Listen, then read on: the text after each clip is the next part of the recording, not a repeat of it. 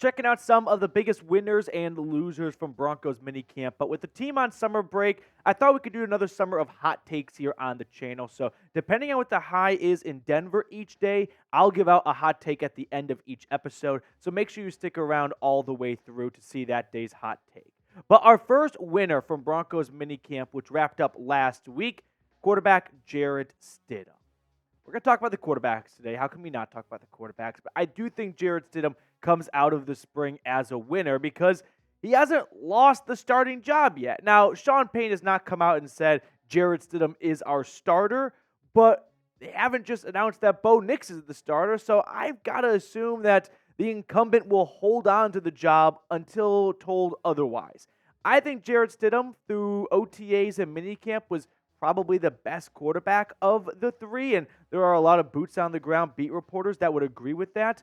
Bo Nix just behind him, but not far behind at all, which isn't concerning. It's a rookie quarterback going through minicamp and OTAs. A lot of that is just informative in learning the playbook and the jargon and all that good stuff for each offense. So Nix comes in at second, and then I've got Zach Wilson at third. But for now, I think Jarrett Stidham does have a slight quarterback lead. Can he lose it before week one? Of course he can. We've got 3 preseason games and a whole month and a half of training camp starting on July 23rd, 24th. So there's going to be a lot of real practices because the ones over the spring were glorified flag football practices. The pads will come on in July and August. So we'll get a much better look as to which quarterback is truly the best for this team right now. But I do think at this present moment, Jarrett Stidham does have the lead, which I think makes him a winner from minicamp. I also want to share what Courtland Sutton had to say because I do think it helps the Jarrett Stidham fan club of the world out there. Sutton said, "We want to win right now on the Broncos quarterback battle. I think with Bo being a young guy and a guy they took really high, I understand the politics of the game, and everyone is rooting for him to be the guy." So the beginning portion of that quote, we want to win right now. If they want to win right now, I'm inclined to believe that they are going to take or start whichever quarterback is doing the best right now. Now, I don't think Courtland Sutton speaks for the team necessarily, and that can change between now and week one in Seattle. But if the goal is to win right now and Jarrett Stidham is looking better than Bo Nix during training camp, then I think Jarrett Stidham will be this team's starter for the beginning of the season, and that could quickly change in the season. But who do you think will be the week one starter? Zach Wilson, Jarrett Stidham, or Bo Nix? Type the jersey number down below. We've asked this question before, but it's fun to get kind of a refresher as we move along in the spring, into summer, and into training camp to see if people's minds have changed. First loser I've got from Broncos minicamp, Zach Wilson. You probably saw this one coming. If Jarrett Stidham and Bo Nix are competing for the starting job, Zach Wilson's like that meme of the dragon that's clearly sticking out from the other two. It's a little sad that the most experienced quarterback is third on the depth chart behind a rookie and a guy who's got 4 starts in his NFL career. But that's definitely the way it looks like it's shaping up to be right now for Zach Wilson. A lot of football to be played. He can definitely make up some ground in this quarterback battle. I don't think he's got a 0% chance of starting week one, but it's not a very high chance, that's for sure. So Wilson comes over from the Jets after 3 seasons in New York.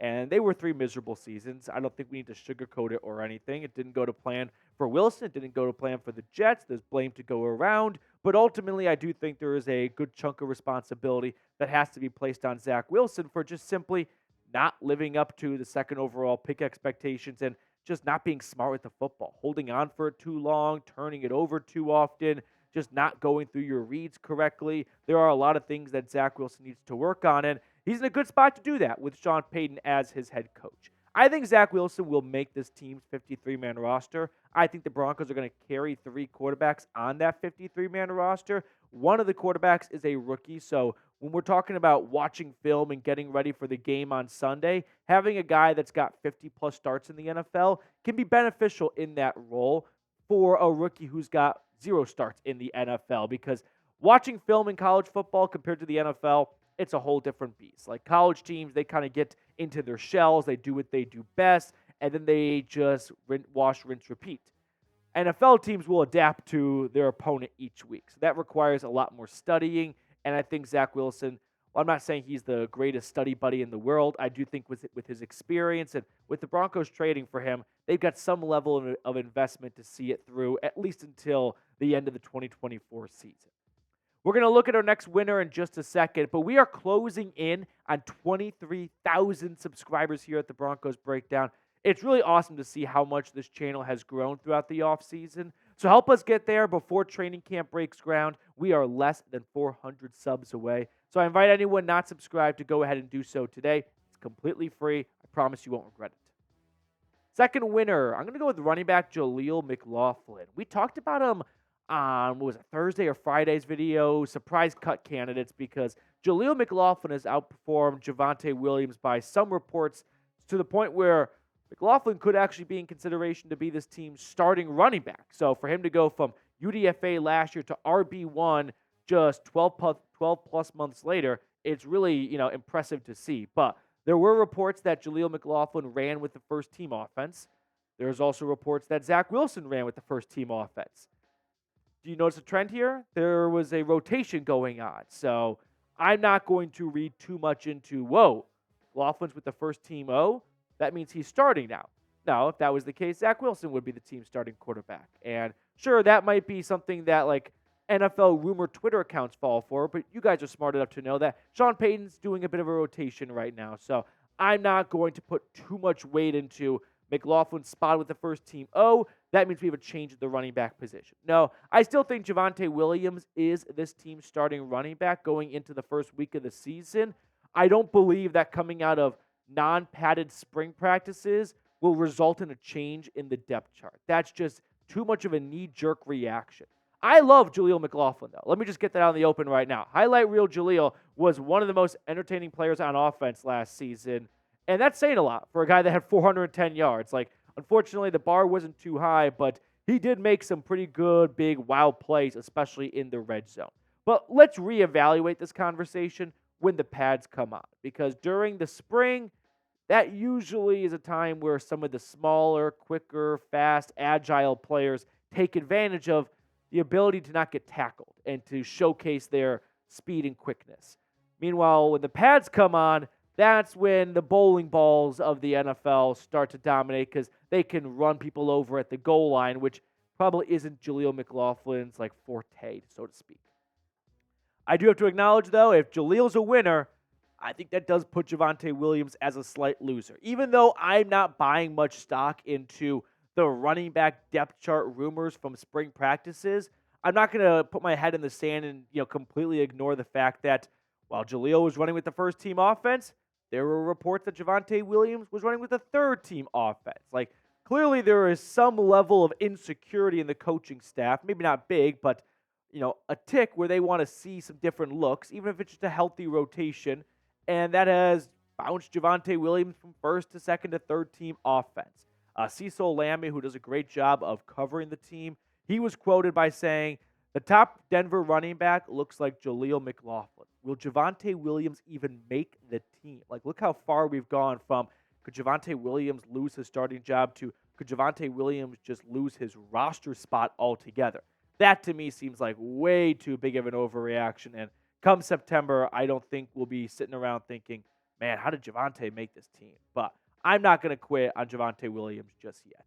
By September or by October, he'll be 2 years removed from his knee injury he suffered in Las Vegas in 2022. So last year was that first year back, and it's not unusual for running backs bouncing back from a knee injury to have a slow next season. Now he'll be 2 years removed, and we should see a much more improved Javonte Williams. Plus, he's entering a contract year, and I just refuse to not acknowledge the fact that running backs entering a contract year always tend to play their best. So Williams has not probably lived up to the expectations that Denver had when they used a second-round draft pick on him. Split carries with Melvin Gordon his first year, little under 1,000 yards, 4.4 yards a carry. Then in year 2, we didn't see much of him at all. Year 3, there's clearly a regression going from averaging 4.4, 4.3 yards a carry all the way down to 3.6. But I think we're in line for a bit of a bounce-back year from Javonte. So if you had to pick a running back, who would you rather pick, Javonte Williams or Jaleel McLaughlin? I think the correct answer is yes. I think we're going to see both of these guys have a pretty large role in the backfield this year. I don't think it's going to be bell cow back Pookie. I think we're going to see a lot of touches for highlight reel Jaleel. It's maybe not going to be a 50-50 split, but I do think we're going to see McLaughlin's role grow a lot. And if Javonte doesn't look so good, they probably start to phase him out towards the end of the season because he'll be a free agent after this year. And they don't bring him back, and they go full throttle with the former UDFA out of Youngstown State. Third and final winner from minicamp. Let's go with Tim Patrick. I just want to end the video on a bit of a high note here because Tim Patrick, in my eyes, is definitely someone who excelled coming out of back-to-back season-ending injuries. There were a lot of reports that Tim Patrick looked, quote, back.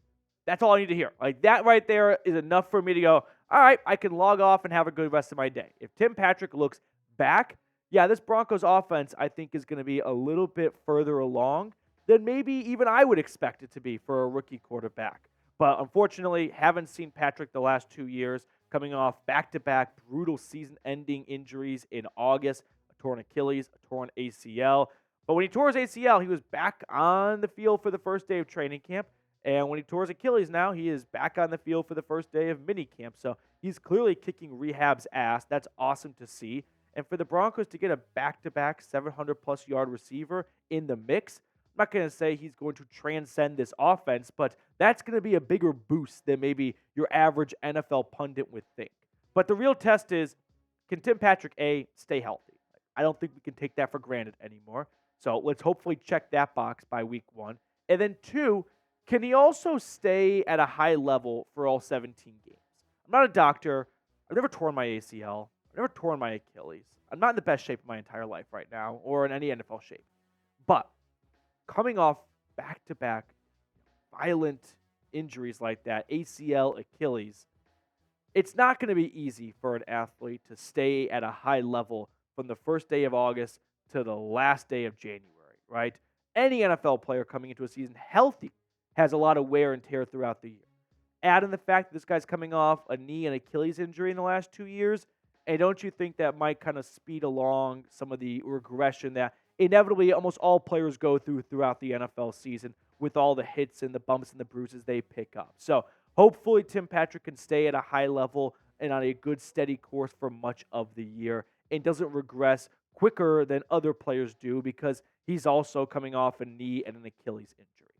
But if you are ready to see the new and improved version of Tim Patrick, brand new jersey number 12 this season, spam 12 in the comment section below. I want him to come across this video and see that Broncos Country is pulling for him.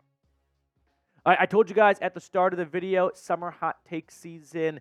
It is a high of like 77, 78 degrees in Denver today. So back-to-back honey barbecue takes. If you're unfamiliar with our chart, if it's over 95 degrees in Denver, it's dry heat, the most stereotypical thing you ever hear about Arizona. 90 to 94 is when they bring out the fajitas and you've got the smoke and the sizzling going on.